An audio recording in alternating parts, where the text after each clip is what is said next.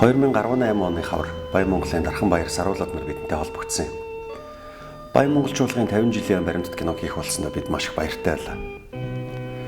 Жаз хөгжим, ер нь орчин үеийн хөгжим манайд хизээ яаж орж ирсэн бэ? Богдхаант Монгол улсын анхны ерөнхий сайд Сайн ноёнхаа намнан сүрэн хаант Оростой айлчлахад Оросууд хүндэт харуулж гисаагаад үлээвэр хөгжимтэй өндөр дээд хэмжээнд хүлээж авсан байт юм лээ. Манай төлөөлөгчдөд чанга дуутай сүрж авахтай үлээвэр хөгжим их таалагдж зэр зэвсэг эдийн засгийн тусламжийн хажуугаар хөгжмийн зэмсэг үсснээр Монголд орчин үеийн хөгжмийн зэмсгүүд орж ирсэн түүхтэй.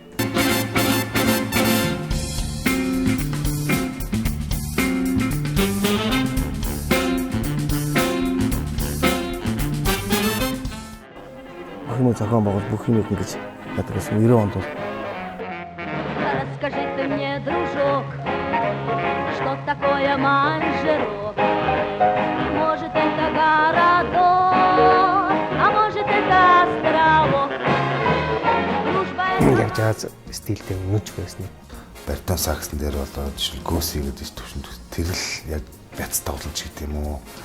Ер нь энэ залуучуудтай ингээд одоо боломж олгож хийж бодсон юм уу яасан. Өнөөдөр Монгол улс дэлхий дээр тоглогдож буй бүх урсгалууд дуурч тоглогдож, бүтээгдэж, хөрсөө өөрчлөгдөж байна. Бүр цаашлаад дэлхийн хэмжээний фестивалууд зохион байгуулагддаг боллоо. Эхнээсээ манай амтлагууд дэлхийд гарч эхэллээ. Харин энэ бүхний эхлэлийг Баян монголчуулга хагас зууны өмнө тавьсан юм.